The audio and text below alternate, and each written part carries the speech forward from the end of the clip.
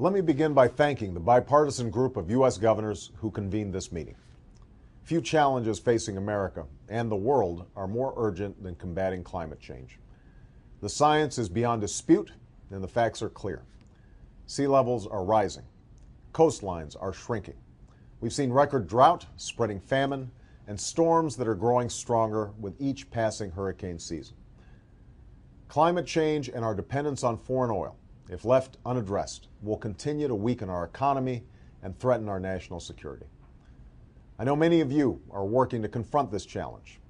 In particular, I want to commend Governor Sebelius, Governor Doyle, Governor Christ, Governor Blagojevich, and your host, Governor Schwarzenegger. All of you have shown true leadership in the fight to combat global warming. And we've also seen a number of businesses doing their part by investing in clean energy technologies. But too often, Washington has failed to show the same kind of leadership. That will change when I take office.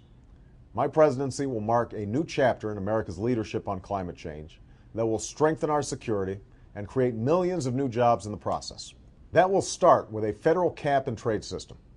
We'll establish strong annual targets that set us on a course to reduce emissions to their 1990 levels by 2020 and reduce them an additional 80% by 2050. Further, we'll invest $15 billion each year to catalyze private sector efforts to build a clean energy future. We'll invest in solar power, wind power, and next-generation biofuels. We'll tap nuclear power while making sure it's safe, and we will develop clean coal technologies. This investment will not only help us reduce our dependence on foreign oil, making the United States more secure, and it will not only help us bring about a clean energy future, saving the planet, it will also help us transform our industries and steer our country out of this economic crisis by generating 5 million new green jobs that pay well and can't be outsourced.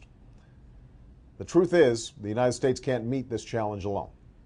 Solving this problem will require all of us working together. I understand that your meeting is being attended by government officials from over a dozen countries, including the UK, Canada, Mexico, Brazil, and Chile, Poland, and Australia, India, and Indonesia. And I look forward to working with all nations to meet this challenge in the coming years.